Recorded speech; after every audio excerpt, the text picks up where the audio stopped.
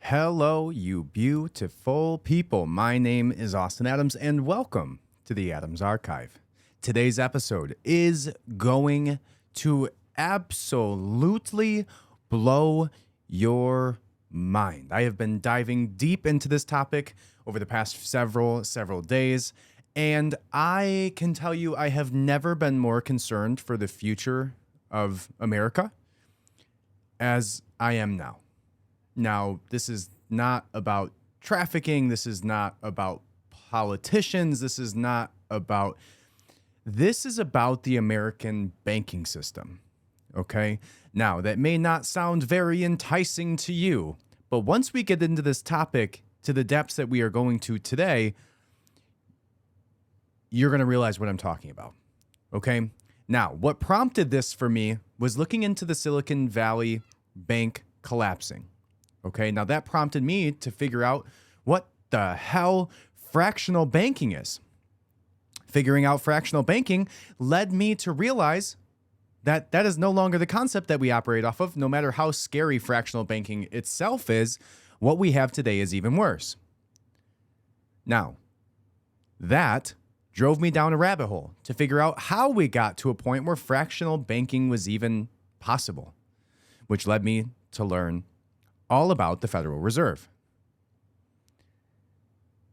To learn about the Federal Reserve, there was a book that was written, and we will go over some of the highlights, called The Creature from Jekyll Island. Okay?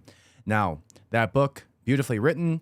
There's some really good, really good lectures online by Edward Griffin, and I'm going to see if I can get him on the podcast. I messaged him today to see if maybe he can come on here and explain these things a little bit better than I can. But he's very, very brilliant. You should go listen to these lectures. They'll be included in the Substack. All right, if you're not in the Substack already, go to austinadams.substack.com. You can sign up. You'll get all of the articles, all the videos, all of the ish that we are talking about here today. All right, so without further ado, well, maybe one ado. Subscribe, leave a 5-star review. All right, tell me what you like about the podcast. Tell me what you learned about fractional banking, which again doesn't sound very enticing, but promise you, after you figure out everything that I figured out, your mind's going to be blown. All right, so without further ado, let's jump into it.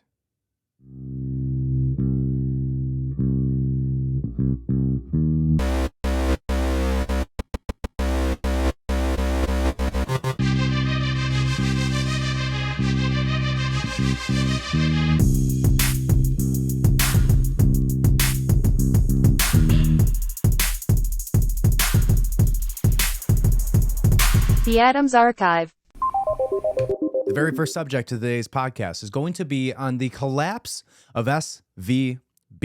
Okay, now SVB is the Silicon Valley Bank. Silicon Valley Bank, obviously located in Silicon Valley, basically sent shockwaves through the entire tech industry.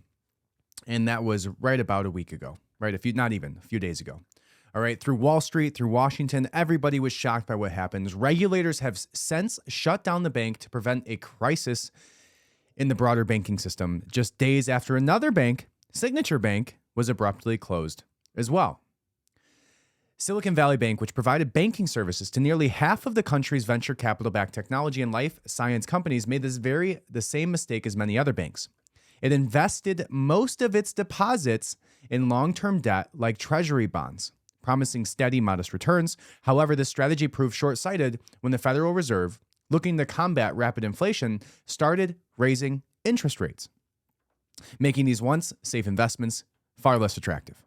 All right. Silicon Valley Bank was also uniquely vulnerable due to its business being concentrated in the tech industry, which was experiencing a rapid decline in startup funding. As a result, its clients started to withdraw their money. And once some people started drawing their money, other people started withdrawing their money, causing what they call a bank run. All right. Now, a bank run, so you have some terminology behind this. A bank run is basically when everybody starts to go line up outside of the banks, asking banks to give them the very money that they worked so hard for, the very money that they sweat, bled, worked their asses off, weekends, overtime to feed their children. Okay. And we'll learn about that fractional banking, which some of this is already alluded to already, which is terrifying, like I said. Okay. So now, the collapse of Silicon Bank is the largest since the 2008 financial crisis, the very largest bank to do so since, which again is only going to get worse as people realize that our banking system is built on a house of cards. Just a little whistle in the wind will cause our entire financial system to collapse. All right, we're going to talk about today some things like what is money, right? Why does it even hold value, which is probably the most fundamental question that has one of the most concerning answers. As you've noticed recently, I've been using the AI chatbot ChatGPT pretty consistently, came out with their 4th generation of it today. It's a pretty incredible technology, but it helped me along the way doing some of these calculations to actually figure out what it would cause for the American financial system to collapse. And that's some of the things that we're going to discuss here today. I'll go through those calculations with you. All right, it highlights the dangers of fractional reserve banking. When banks invest most of their deposits, they create more money than they hold in reserves, leading to a precarious situation where a loss of faith in the bank can trigger a run on deposits. In such cases, the bank makes gains privately, but losses are socially distributed. That's what you have to realize about this. When a bank is doing well, they profit ungodly amounts of money. When things aren't going well for a bank, you know who foots the bill? You and me. The American public foots the bill when they get bailed out by our government. So things are going great. They profit. You don't make $1. Maybe you make, 2 cents off of every $100 that you have in your bank account based on interest. But when things are going great for the banks, they're not coming to you to pay you out dividends, right? But when things are going horribly bad, and the government decides to bail them out, you know who pays that bill? And we don't even really pay it. And that's what I've realized from learning all of this. We don't even really pay it. We pay it through inflation. We pay it through the fictitious, magical creation of money, which has no value unless we decide that it does. Again, which we'll talk about in a minute. So, fractional reserve banking, to me, is theft. It is an entity taking your money and putting it in as many places as possible so that they can continue to make money. They can give out loans with it. They can do all of these things. But the second you come ask for your money, well, you and maybe your neighbor and a few other people at the same time, they don't have it because it's off in these fictitious little places that they're hoping to make interest based on the fact that you're never going to come ask them for it at the same time. Right? Before the Great Depression, the US dollar was backed by gold. That ensured that the money in the economy was backed by something physical, something tangible, right? When something is backed by something, a commodity like gold or silver, right? Or even Bitcoin, right? If you understand how this works, right? The way that gold is created, gold is a specific element that is created, and forgive me, I'm not a damn science teacher over here. Got a beer in my Yeti, so. The way that gold is created is the earth puts together certain amounts of carbon, and when you get the perfect alignment of these elements, right, it creates what we know today as gold, right? Not fool's gold, not all these other renditions of this potential possibility, but actual physical gold as we know it today is a specific type of gold. Okay, now that gold is minted, right? The earth had to have all of these situations happen simultaneously and in the proper way, perfectly, to cause gold to be created and to be in your hand the way that it can be today. Okay, that's what happens, right? The earth has a mathematical equation of circumstances and pressure and whatever the hell else it is, and then gold is physically created and minted by the earth. Okay, something like, think of it, if you know anything about cryptocurrency, think of it like Bitcoin, right? Bitcoin it has a computer that is working nonstop to create a bunch of algorithms and calculations to try to decrypt or mine a Bitcoin, the same way you mine gold. And eventually, after so many algorithms, so many computers are working to do this, one unlocks a Bitcoin, and that creates scarcity. There's only a certain amount of Bitcoins that are being created on a general basis. There's only a certain amount of gold that is being created by the earth at any given time. That scarcity gives it value, right? So during the Great Depression, our money was backed by gold. After the Depression, the U.S. abandoned the gold standard and became a fiat system. Okay, fiat currency is not backed by anything at all. No assets, no commodities, right? And the fact that Silicon Valley Bank had basically uninsured depositors highlights the need for money to be backed by something physical like gold. And that ensures that depositors' money is protected. It is being held physically somewhere to show that that piece of paper that you have is attached to a certain amount of physical minted, developed by the earth gold, or even Bitcoin, right? It has some sort of built-in scarcity that drives value, right? There's not an unlimited amount that can be created at the whim of any American who wants to profit based off the central banking system, which again, we'll learn more about in a minute. We're going to learn a lot today.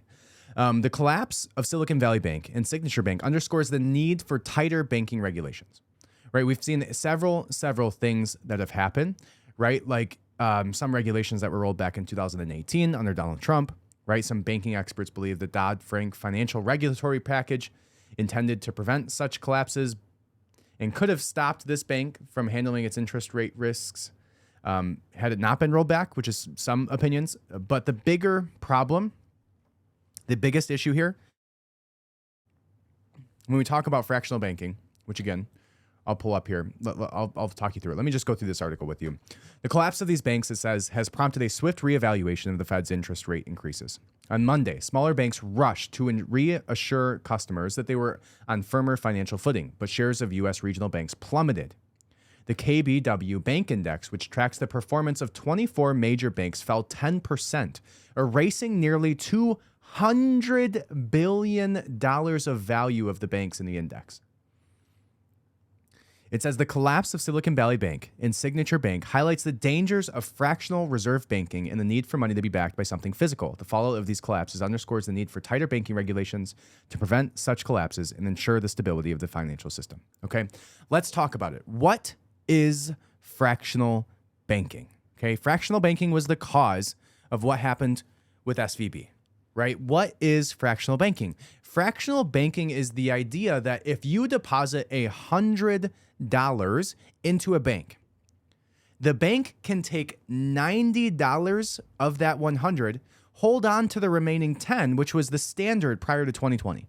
The standard prior to 2020 was that the banking system had to hold 10% of the overall value in reserves. Now, that changed. But even with 10%, think of it this way. If you gave the bank $100, right? Let's say 10 people gave the bank $100, right? They gave out 900 of that $1,000 of the 10 people's $100, which leaves them with one $100 bill. The other 900 they gave away to other people in the hopes of making interest in the future. So when just two people, go to the bank at the same time and say, I want my $100. Give me all of my $100 that I gave you. That is $200 that they're asking for. One of those people is not getting any of their money, or at least both of them are getting half of it. They don't have it. They don't even have it for two people, let alone the full 10 people that gave them $100. Right? If just two people went and asked the bank for this money back, they would not be able to do it. Right? 20% in this case. Now, what we realize, it is far worse than that in the real world scenario. What we realize is that in 2020, it was changed from 10%. Just 10% of the money in your banks had to be held onto by the reserves by the bank. Just 10%. In 2020, during COVID, they changed that percentage to 0%. None of it did they have to hold on to. None of it in reserves. 0%, not 1%, not 2%. 0% of your money has to be held by the bank in reserves. 0%. That is astonishing. There is no federal regulations at all now that say that the bank has to hold any of your money for withdrawals. Right? What they are dependent on is if everything collapses, then the FDIC, the Federal Something Insurance Commission, Well, basically has insured each value of each customer up to $250,000, which again, we'll find out is a complete farce. What a terrible word. Farce is a terrible word. It's like, I don't even like to say it. It's like saying fart. Farce. I don't know. Anyways, farce is a complete farce. It's bullshit. There's nothing there for you to take in. So when two of those people in that scenario that I gave you go to the bank and ask for their money back, somebody's going to walk away with no money. So one person gets their $100 out. The second person goes and asks for 10 of it, just 10 of it. Now that person realizes that the bank does not have their money. They start talking to their friends. You know who their friends are? The other 8 people in the scenario who gave the bank $100. Now you have all other 8 people, 9 people in total going to the bank saying, I want my money back. But the bank has none of it. They don't have to hold on to any of it. And the scenario is actually far worse than that in today's world after 2020 and that legislation changed. The scenario is now anybody goes to the bank and starts to ask them for that money back. They don't have to hold on to any of it. That, my friends, is fractional banking. And it scares the shit out of me. And it's not even fractional anymore. There's no fraction. The fraction's gone. It's fictitious banking. That's what it is. It's no longer even fractional, which was horrible. It's far, far worse. Okay? Do you want to know how fragile our entire banking system is here in the United States? Here is the most terrifying thing that you will hear today. Okay? ChatGPT concluded that if 2% of Americans decided to withdraw their money from the bank at the same time, it could have a high potential of causing a collapse of the entire banking system that as we know it today. The entire banking system as we know it today. Just 2%, 2 out of 100 people. 2 out of 100 people went to their bank right now. This concluded and calculated the entire banking system could collapse. So again, it's far worse than that scenario that I gave you. And let me walk you through how it got to that. Okay. ChatGPT said, we can try to make a rough estimation based on some data points. Okay. Now I had to do some finagling to give me this because it didn't want to give me this answer. It says, first, it's essential to understand that the reserve requirement being 0% means that banks are not required to hold a specific percentage of their deposits as reserved. However, it doesn't mean the banks hold no reserves at all, right? They still maintain some reserves, doesn't give you an amount because it can't, to manage day-to-day transactions and withdrawals. Day to day, not week to week, not month to month, day to day. The amount of the reserves varies by bank and depends on the bank's size, number of clients, and other factors. To estimate the percentage of people required to cause a nationwide banking collapse, we need to consider the amount of money held in deposits and the amount of reserves held by banks. According to the Federal Reserve, as of September 2021, the total amount of money in the deposits in the U.S. banks was around $17 trillion. Okay? Assuming that these banks still maintain some reserves, it says, let's calculate based on 2% of their deposits are held as reserves. This would amount to approximately $342 billion in reserves. If depositors were to withdraw their money in such a way that bank reserves were insufficient to cover the withdrawals, it could potentially trigger a banking collapse, right? That's the other 9 people going to the bank and saying, I want my money, because the second person went there to ask for it and it wasn't there. To find the percentage of people who would need to withdraw their funds to cause a banking collapse, we can use the following formula. Reserves divided by deposits times 100 equals the percentage of people, okay? So we take that $342 billion, right, of the 2%, divide that by the 17.1 trillion, multiply that by 100, it gives you 2%. It says, based on this rough estimation, if around 2% of people in the United States simultaneously withdrew their money from the banks, it could potentially cause a nationwide banking collapse. It says, however, this is a highly simplified calculation and does not take into account many factors such as the variation in reserve levels among the banks, the distribution of deposits, and the possibility of banks borrowing money from other sources to cover withdrawals. Additionally, the Federal Reserve acts as a lender of last resort and can provide emergency funds to banks facing a liquidity crisis, which could prevent a collapse. Okay. Now, what it goes on to say is that in summary, it's difficult to provide a precise percentage of people required to cause a nationwide banking collapse due to 0% fractional reserve requirements. However, based on this rough estimation, if 2% of people withdrew their funds, it could cause a banking crisis. It says that to remember that the Federal Reserve could intervene to prevent a collapse. Oh, don't worry about anything. The Federal Reserve is here to save you. It's not going to collapse when the Federal Reserve is here. The government's got our back. Is the Federal Reserve a part of the government? No, it is not. It's a mixture being overseen in some way, shape, or form by Congress, but we even find out that that's not true. But it was, and you can read all about this in the creature from Jekyll Island, but we're going to get into it now. Okay. The Federal Reserve has absolutely nothing, was not founded by the government. You want to know who the Federal Reserve was founded by? The Federal Reserve was founded by bankers.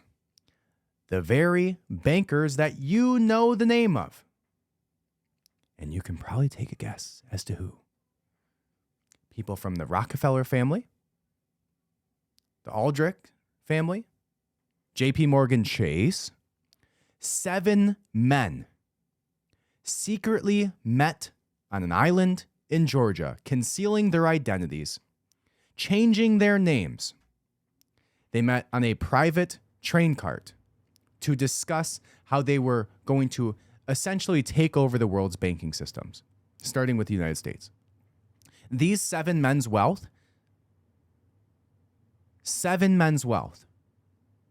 equated to 1/4 of the total world's wealth at the time.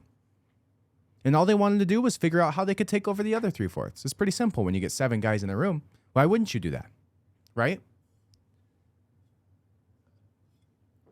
So, let's unmask the architects of the Federal Reserve and talk about why every single American should be outraged at this historical account. And here it is. As you go about your daily life, there's a creature lurking behind the scenes, pulling the strings of our economy. This seemingly innocuous entity is none other than the Federal Reserve. And its origin story is as chilling as any horror tale when you realize the truth. In the eye-opening book, The Creature from Jekyll Island, by Edward Griffin, it unveils the clandestine beginnings of the Fed and the dangers it poses to our society. The secret birth of the Federal Reserve in 1910. A group of influential bankers in 1910 and politicians gathered in secrecy on Jekyll Island in Georgia to hatch a plan that would forever change the course of American history. Their mission? To create a centralized banking system that would benefit their own interests while consolidating power and control over the nation's finances. This furtive meeting laid the groundwork for the creation of the Federal Reserve in 1913. Our entire structural financial system was built less than 111 years ago. An institution that now holds immense power and sway over our economy. Basically dictates all of it. The key architects of the Federal Reserve were no ordinary individuals. They were a powerful cabal of bankers and politicians, including Paul Warburg, Nelson Aldrich, J.P. Morgan, among others. Their goal was to establish a banking cartel that would protect their interests while simultaneously controlling the country's monetary policy. By doing so, they could manipulate the economy to their advantage, profiting from booms and busts while leaving ordinary Americans to bear the consequences. The Federal Reserve's very existence poses a threat to our society. Its power to create money out of thin air and manipulate interest rates allows it to control the value of our currency, often leading to inflation and devaluation. Moreover, the Fed's unelected officials operate with minimal transparency, making decisions that affect millions and millions of people without any public oversight whatsoever. Furthermore, the Federal Reserve's ability to bail out large financial institutions in times of crisis promotes moral hazard. Big banks take on excessive risks, knowing that the Federal Reserve will rescue them if things go south, which is exactly what we saw happened with SVB. This reckless behavior can lead to financial crises with ordinary citizens left to foot the bill, which is exactly what I talked about earlier, right? When they can create money out of thin air, it's not out of thin air. It's out of future comfortability for the American people. It causes inflation. And that's where we're going to see the result when they created trillions of dollars during COVID so that they could pay people not to work, so they could shut down the economy for their own agenda, to cause you to get vaccinated so Pfizer could profit off of it. Now, the Federal Reserve, born from a secretive gathering of powerful elites, wields enormous power over our economy. Its actions can lead to inflation, devaluation, financial crises, all while operating with minimal transparency. It says, as Americans, we must be aware of the Fed's origins and inherent risk it poses to our society. We should demand greater transparency, oversight, and democratic control over this powerful institution. It's time for us to stand up and fight against the creature that has taken a hold of our economy before it's too late. And this is by the author himself, Edward Griffin, who, again, I really hope I can get on the show because I would have a really, really interesting conversation with him. Here it is. How can Congress spend more money than its income in taxes? Basically what happens is the Congress goes down to the Treasury and asks for, let's say it's $1 billion more that they need this day. And the Treasury official says, you guys got to be kidding. We don't have any money here. You spent it all long ago. Everything we taken in taxes is long spent. And Congress says, well, we kind of figured that was the case, but we thought somebody might have dropped by and left some money. They said, we know what we'll do. We'll borrow the rest of it. So they go down the street to the printing office. Now notice they're not going to print money. They're going to print certificates. Nice, big, fancy certificates with borders on the corner and an eagle at the top and a seal at the bottom, and it'll say United States Treasury bond or note or bill, depending on the length of maturity. And it's so impressive, it almost looks like money. But if you hold it up to light, it really says IOU. That's all they are. And so Congress takes it and it wants the public to step forward and loan them money in exchange for the IOUs. Sometimes that's called buying bonds. No, you're not buying anything. You're loaning money to the government and getting an IOU in return. And a lot of people in the private sector and institutions are anxious to loan money to the government. Why? Because they have heard that it's the best investment you can possibly make, the most secure investment, because it is backed by the full faith and credit of the United States government. The full faith and credit of the United States government means that the federal government solemnly promises to pay you back your money plus interest. If it has to take everything you've got in the form of taxes to do it, it will do it. They always need more than that. Not to worry, they say. They walk further down the street to the Federal Reserve building. Now the Fed has been waiting for them. That's one of the reasons it was created. They walk in there and the Federal Reserve officer opens up his desk drawer, pulls out a big checkbook, and he writes a check to the United States Treasury for $1 billion and hands it to them. Now we need to stop and ask a question. Where did they get that money? That $1 billion, that's a lot of money. Who put the money into that account for the Federal Reserve so they could give it to Congress or to the Treasury? And the answer is, there is no money there.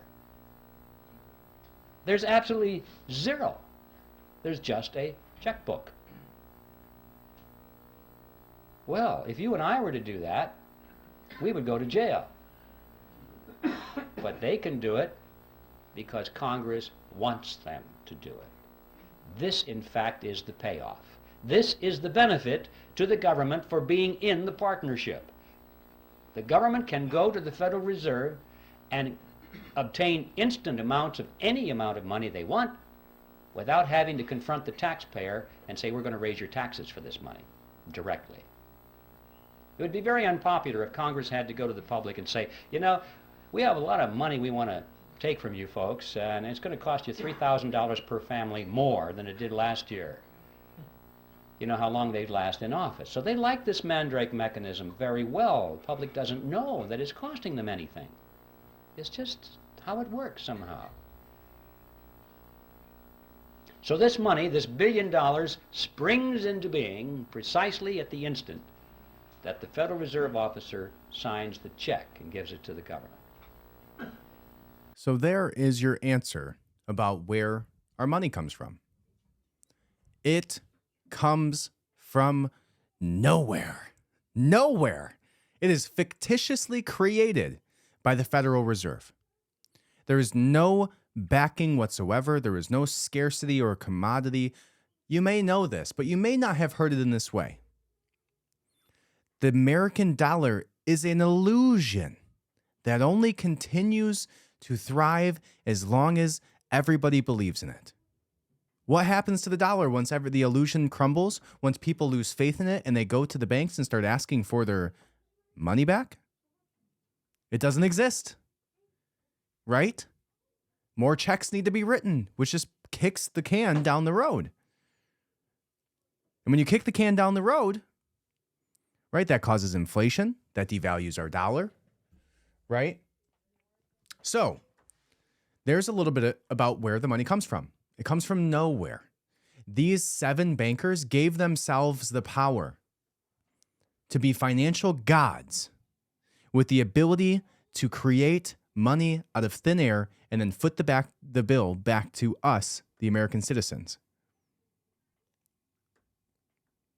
Okay, now you must say, there must be some oversight, right? It has the word federal in it. No way they could just do whatever they want.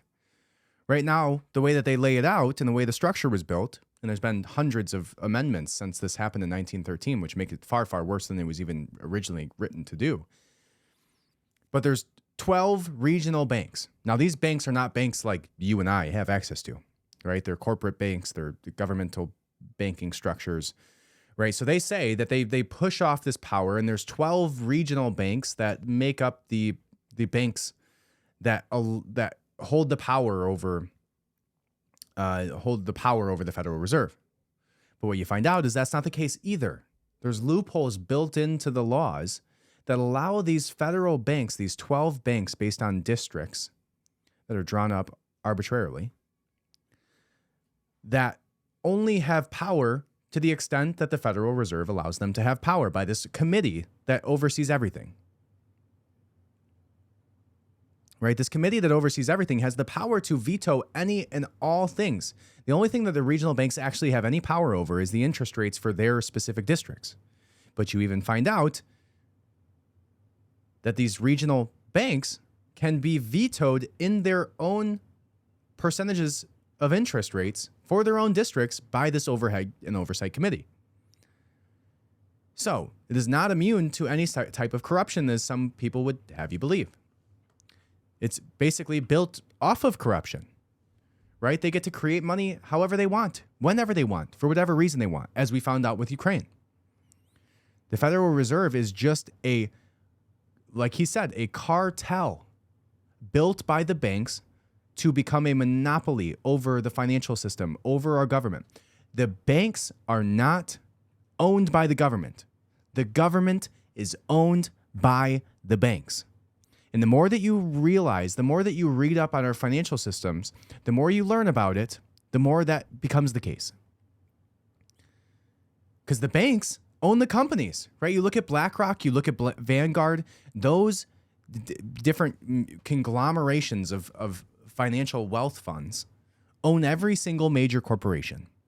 Those corporations lobby the government and get politicians put into positions so they can continue to further the profitability of the entities in which the corporations want, right? The corporations are, right? The only legislation that is being passed is stuff that's profitable for these corporations. And the only things that are profitable for the corporations are what's profitable for companies like BlackRock, or entities like BlackRock, not even companies, and entities like Vanguard. And they have worldwide reach. Those are the banking cartels, right? Everybody wants to pull back the curtain. That's the World Economic Forum elites, right? So then you can start to ask yourself, well, why? Why would they want to do these things, right? We'll get to that in just a second. But let's ask ourselves a more simple question. Why does money have any value if it is not backed by something of scarcity? if it does not need to be minted by the earth, if there's no actual true scarcity surrounding it, why does it hold any value at all? The only reason that money has any value whatsoever is because it's an agreed upon illusion that all of us buy into. When the illusion fades, so does our entire societal financial foundation. The second Americans decide to go to the bank and ask for their money back, the second that everybody tries to go and switch over to gold, everything crumbles. 2% of people, that's all it takes. So, how can it represent value if there's no value to it other than an agreed upon illusion? And this is a question that I posed to ChatGPT. And it says, money represents value because people in society collectively agree to accept it as a medium of exchange for goods and services. Right? Yeah, sounds all right. This agreement is based on trust in the shared belief that others will accept the currency. Okay, that's fair. It says that while it may seem like an illusion, this trust in societal consensus gives money its value and makes it a functional tool in the economy. Modern fiat currencies like the US dollar and the euro are not backed by physical commodities like gold or silver. Instead, their value comes from the faith people have in the stability of the issuing government and the central bank's ability to manage the money supply reasonably. Now, when you understand that that dollar in your hand only has value to the extent that you have faith in the government, and not even faith in the government, but faith in the central bank, and not even faith in the central bank, faith in the very people that you and I have pulled back the curtain to over the last 2 years and realized they have absolutely none of our best interest in mind. This goes on to say that in a functioning economy, trust in the currency is maintained through the central bank's management of inflation and interest rates, ensuring the money retains its purchasing power and remains a stable store of value. Additionally, legal tender laws and regulations further reinforce the acceptance of a currency as a value medium of exchange. In summary, while the value of money may seem like an illusion, it's the trust and shared belief in its value that allow it to function as a medium for exchange, ultimately enabling trade and the commerce within a society. Okay? Now that we realize that our entire currency is just an illusion based off of our faith in our governmental structure, and not even that, but the central bank, here's the next question that you can ask yourself, and something that you will run into, right? They'll tell you that, oh, well, it's backed by the FDIC, right? It's backed by the FDIC. That's a federal something insurance commission, right? And the FDIC insures deposits up to $250,000 per depositor per insured bank for each account ownership category. Okay? That's what people will tell you. That could never happen. It's not going to collapse. It's insured, right? And what it means by it's insured is all of the banks pay a premium on a monthly or however freaking they do it. I don't know what they're, quarterly, yearly, annual, decade-wise, who knows? But they pay a premium to basically say that, oh, if our money runs out, they'll pay back the customers, right? If all else fails in our fractional banking system, which now holds 0% reserves and people actually ask us for it, you guys got our back, right? And that's what people will tell you.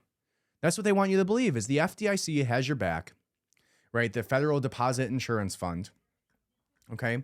Now, each of those is $250,000 per deposit per account, which I found to be interesting. Okay, maybe that gives me a little peace of mind, right? To know that there's a governmental insurance behind my money. That's a beautiful sound, isn't it? Did you hear that? That is the sound of a Founders 4 Giants Imperial IPA. All right, so it's backed. It's backed by the insurance company, right? It can't be fake, right? It can't be fictitious. It's not an illusion. They got our back. There's a contract that says they're going to give us money. $250,000. Most people don't have that. You don't have that. I don't have that. Maybe. Right? So it says, while it's difficult. So here's what I asked it, right? So there's $250,000 insured per account. So there must be a number out there for how much of these premiums has been gathered that can be distributed at any given time, right? That's how it works. So as of September 30th, 2021, the FDIC's DIF balance was approximately $122 billion. That's a lot of money, right? That's a good amount of money, $122 billion. But when you realize that the total amount of estimated insured deposits was about $9.1 trillion, things start to crumble a little bit, which is, again, some calculations I did with ChatGPT. So there's 331 million American citizens, right? There's 122 billion in its DIF balance for the FDIC, and the total amount of estimated insured deposits was 9.1 trillion. The math doesn't seem to add up there. So I asked it, what percentage of Americans would be insured by the FDIC before the money ran out? Seems like a fair question. It should be 100%, right? The FDIC has several tools, it says, and strategies at its disposal to handle bank failures and protect insured depositors. In the event of a large-scale banking crisis, it's unlikely that all insured deposits will be simultaneously at risk. The FDIC can also access additional resources. Okay? Now, it says that there's 331 million because it wouldn't answer that for me originally. It said, including the scale of the banking crisis, the size of individual deposits, and the extent of support from the U.S. government. However, the FDIC's primary goal is to maintain stability and public confidence. So I asked it, based on 331 million people and $122 billion, how much is allotted per citizen for the FDIC? It answered, to calculate the average amount allotted per citizen based on the FDIC's deposit insurance fund balance of $122.2 billion, in the population of 331 million, you can divide the DIF balance by the population. Take 122 billion, divide that by 331 million, you get the most disturbing statistic that you're going to hear today, or figure that you're going to hear today, $369 per American citizen.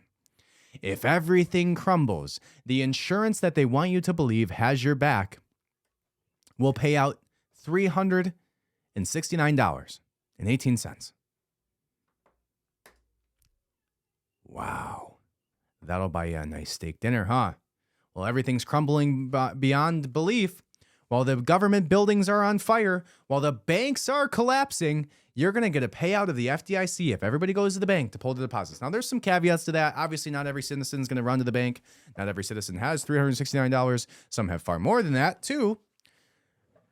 Some of those are children, right? Take that into account. But $369 per citizen is insured.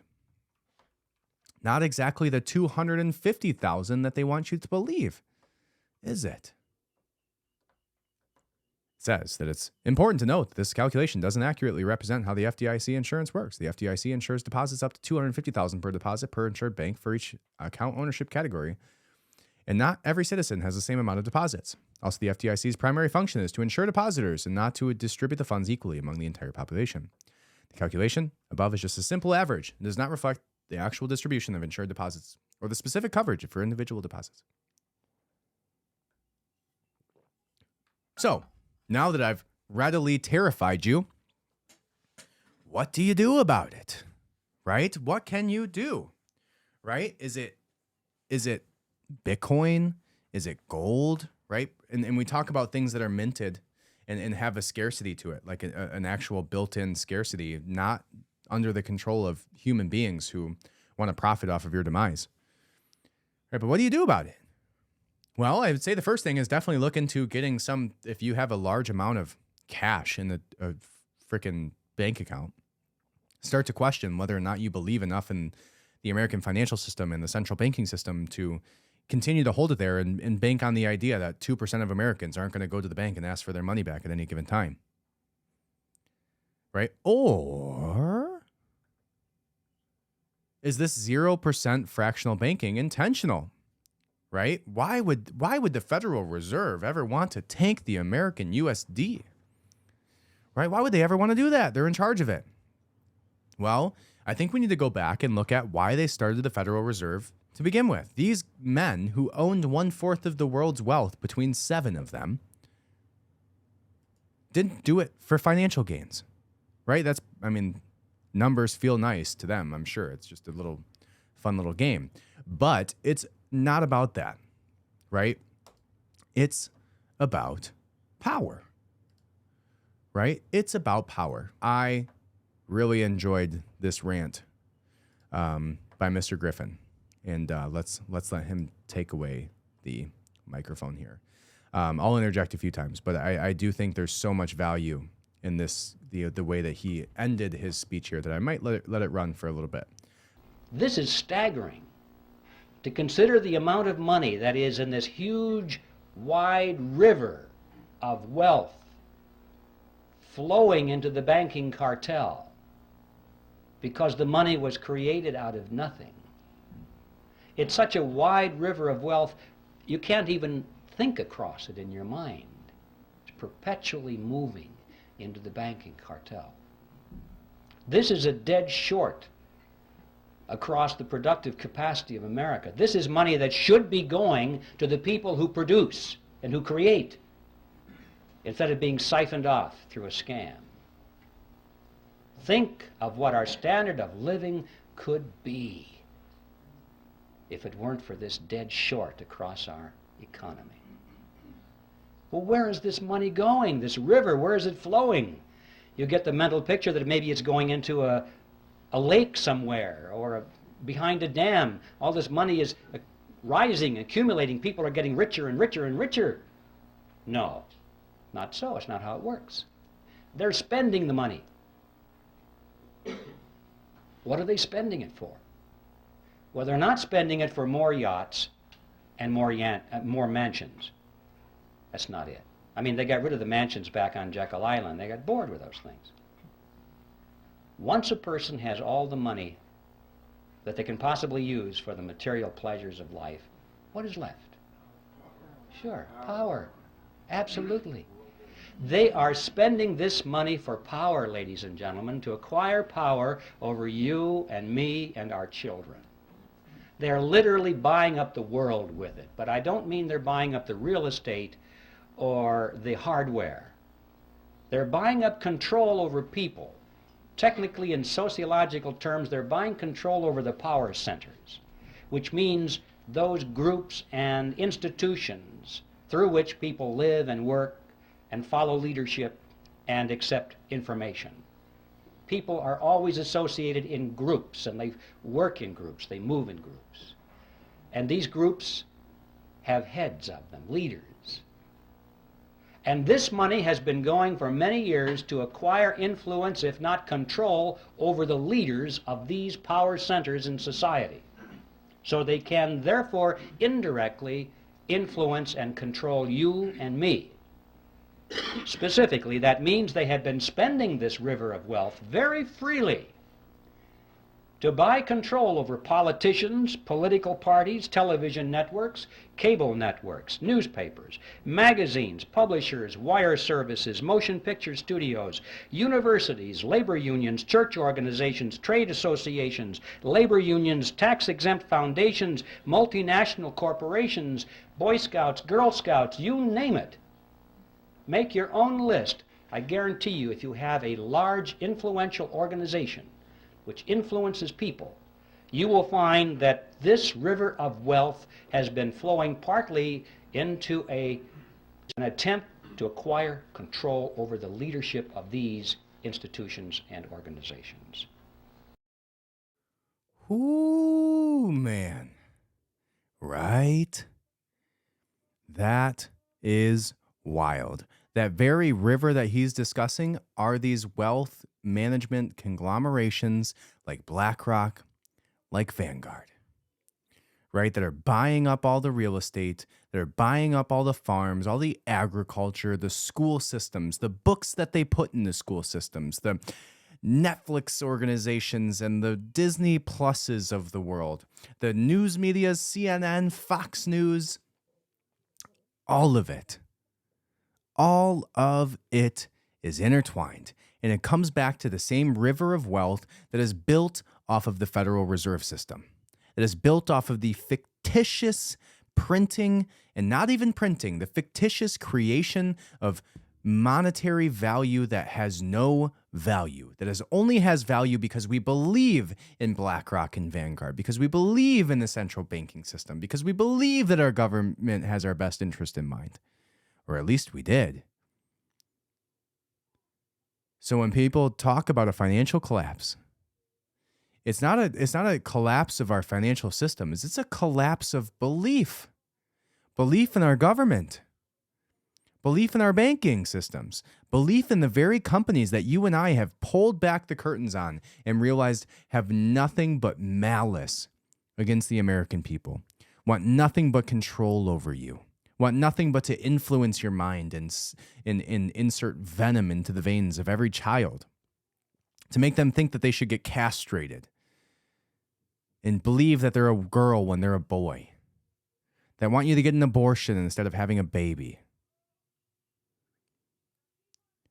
that want to institute the mass abortions of minority cultures, right? All of these things, the Boy Scouts, like, and again, I'm not against religion. I'm against massive organized religious organizations, which is what he's talking about here. It's like 18 of the 20 top Facebook pages for Christian Facebook pages was ran by Russian troll farms. And like, who owns those Russian troll farms? If you think the reach and power and control of companies like BlackRock and Vanguard end in the United States and is only held by people within the United States, you're sadly mistaken. That venom has seeped into the culture, seeped into the entertainment, the news media organizations, the school systems, the books that you and I read. Everything and everywhere. And that, my friends, is why they wanted this to begin with. 1913 is what set this all off at Jekyll Island, where the Federal Reserve was made. And you and I, the American culture, American society, the banking systems, currency, hard work, right? Consumerism, capitalism turned into corporatism, which has really turned into, like, I don't even know the word for it, but it's not even corporatism now that I realize this. It's like just owned by 7 fucking people, 7 families that came together that created this. And then you want to talk about where those 7 families came from and where their wealths come from. And that gets even weirder, right? The royal bloodline families, right? The Rockefellers, the Aldrichs, JP Morgan Chases, dating back all the way to Egyptian times and Roman empires. You think all that wealth just went away? No, it trickled down through family bloodlines for a very long time. That's a conversation for another day. But let's keep listening here. We got a few minutes left. Especially those which are offered as opposition, especially those which supposedly are to stop this whole process from happening.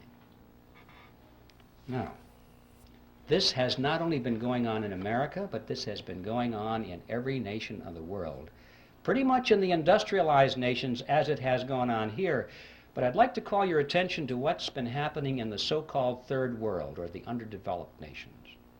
This process is now complete. It's not going on, it's finished. They literally have bought those nations.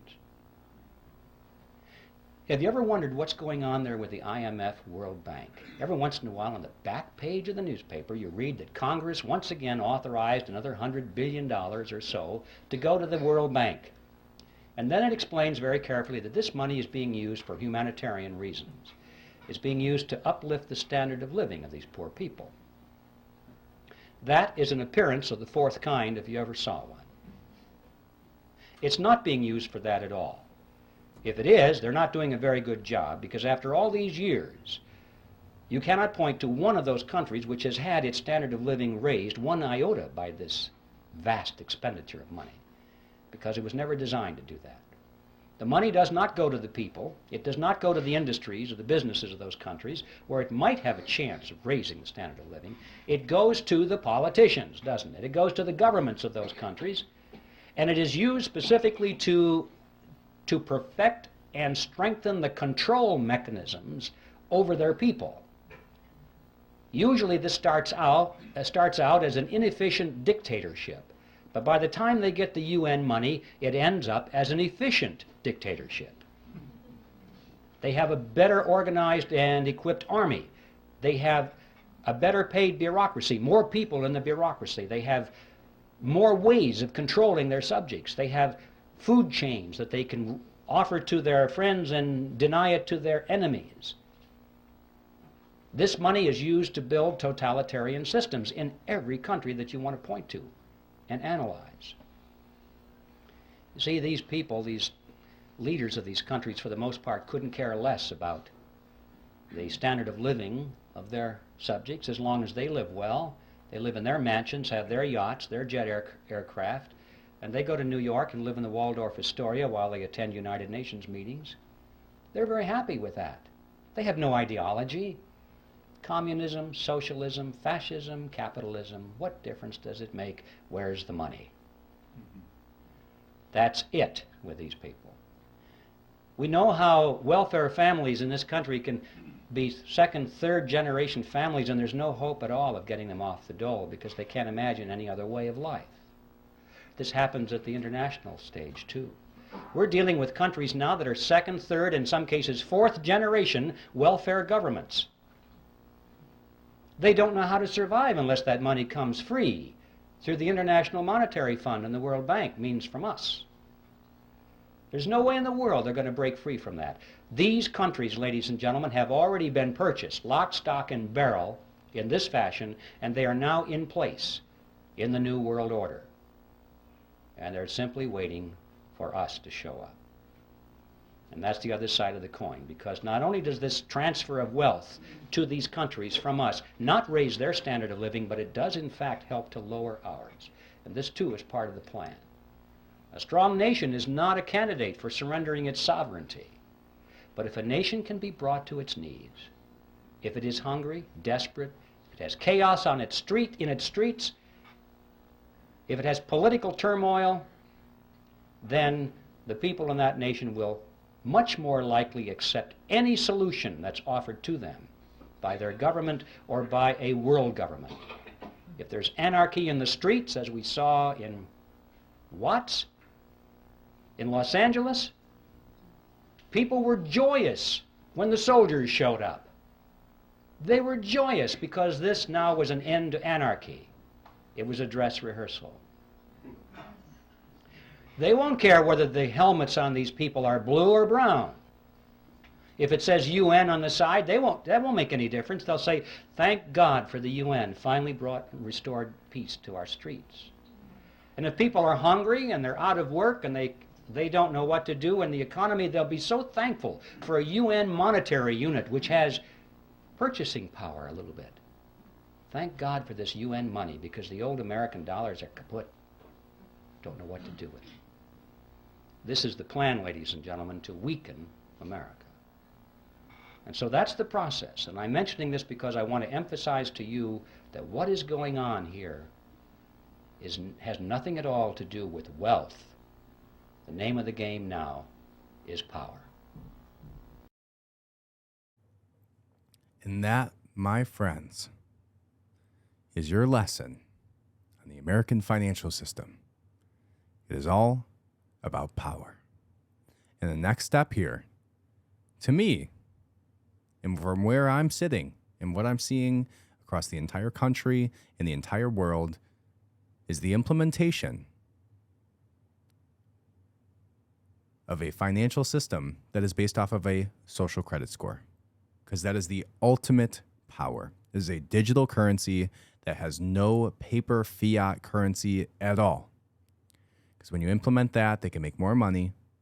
They can make money off of every transaction, right? They can track everything that you do. And they can stop you from dissenting, from speaking out against these things. Because then you can't buy the right foods for your family. You can't buy clothes for yourself. You can't buy diapers for your children. You can't get an education. You can't put gas in your car. It all comes down to power. So, as I've said before, do what you need to do, but protect yourself and protect your family. All right, guys. Thank you so much for listening. I hope you learned something today. Leave a 5-star review, subscribe, head over to the Substack, austinadams.substack.com. I love you. Have a great day.